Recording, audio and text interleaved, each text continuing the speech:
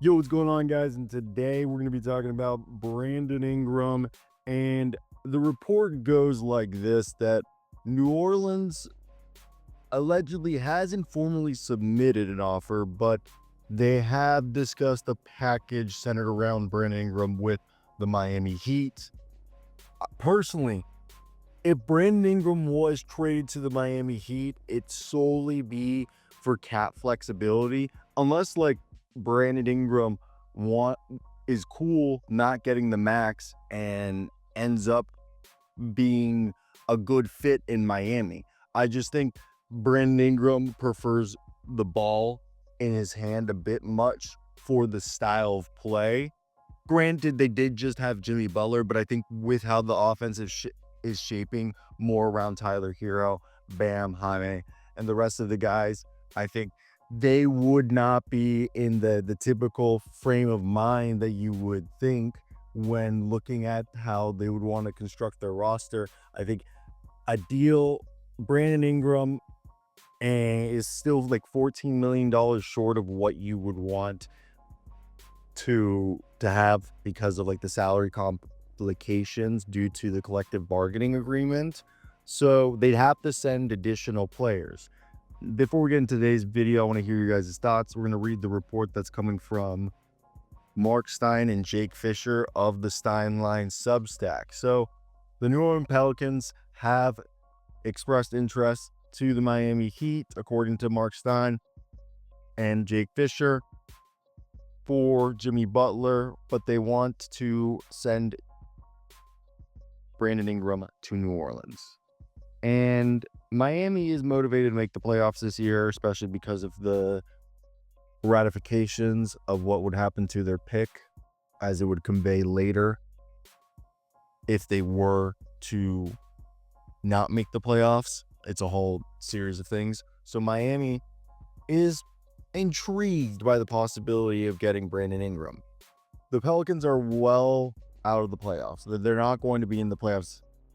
And they now, due to the injury, T's and P's to DeJounte Murray, it was a bad year. The Pelicans brought in DeJounte Murray, and did you know not a single game was played with DeJounte Murray, Zion Williamson, and Brandon Ingram being able to share the floor, which is absolutely crazy to think about, really, if you think. And Butler's making $48.8 million. Brandon Ingram is making 36. I said 14 earlier, so it'd be 12.2 to be exact. And the Pelicans are $1.5 million over the luxury tax line, which means the Pelicans likely would have to add multiple lower salary players to any of the deals. And we know that the Phoenix Suns are Jimmy's top choice. The Pelicans have joined the Golden State Warriors, the Milwaukee Bucks, and the Memphis Grizzlies as teams with varying interest in him as well. As you guys know, the Bucks would be sending a package where it'd have to be a multi-team trade, with Pat Connaughton and Bobby Portis and Chris Middleton being the centering of it. While the Grizzlies, you'd think it'd probably be Marcus Smart, Brandon Clark, Luke Kennard, and or Santi Aldama. Like, so not all those guys, but like some combination, Santi Aldama, Jake LaRavia, with those other salary fillers because they have larger contracts. And the Warriors, either Kuminga or no Kuminga and picks, but still something around the contracts of Gary Payton, Buddy Hield, Kyle Anderson, and or Jonathan Kuminga. So you'd think the Pelicans, Brandon Ingram, they'd be able to give the Heat, and maybe not the best. I think the Grizzlies would probably be able to give the best picks, and because the Warriors, but I mean the Warriors have picks, so, but I think the Grizzlies have the bigger stockpile. I really think that, and the Pelicans also, you know, they don't have a lot of picks, but they don't have no picks. Like they have some stuff to work with. But the whole thing is that, like, I think they could really incentivize the they can either give him good players, like if they were really willing to give up like Trey Murphy or Herb Jones, which I don't think they are, they'd be able to go ahead and offer, as I said, Mr. Brandon Ingram with a combination of salaries. And to me, the most it makes sense is that next year, CJ McCollum's expiring. DeJounte Murray would be back, and he's on a multi-year deal that's cheap.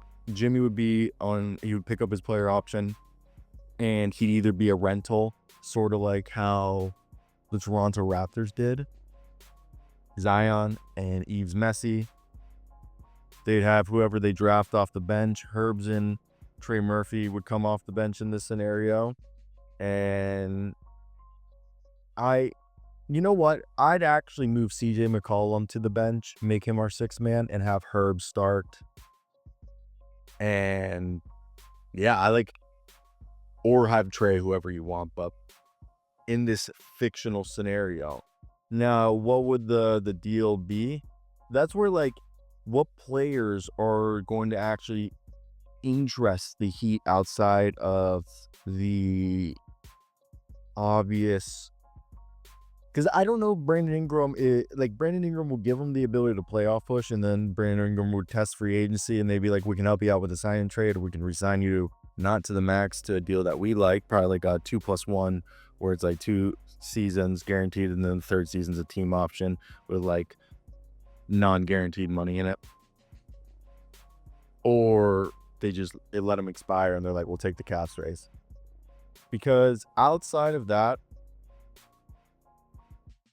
they still have to make up the $12 million, which Jordan Hawkins, Daniel Tice, Javonte Green, if they were to be forced to throw in a young player to minimize how many draft picks they have to send, only gets you to $44 million,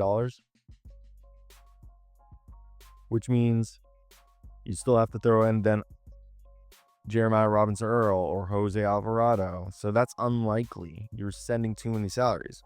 You could just do Brandon Ingram and Herb Jones. And you probably say, well, we're sending you Herb Jones, one of the best, if not the best perimeter defender at the wing position in the league. So we'll give you a bunch of seconds and Brandon Ingram, which gives you cap flexibility, and Herb Jones, which locks you up one of the best perimeter wings till 2027. To me, that makes sense. You're not taking a risk in terms of draft capital, and you're replacing Herb Jones with Jimmy Butler. Same thing with obviously Brandon Ingram, but the defense, Jimmy would bring that, and then the offense that you're losing with Brandon is Jimmy. So could that be the package? I don't know. I personally think the idea I think there has to be another team involved, because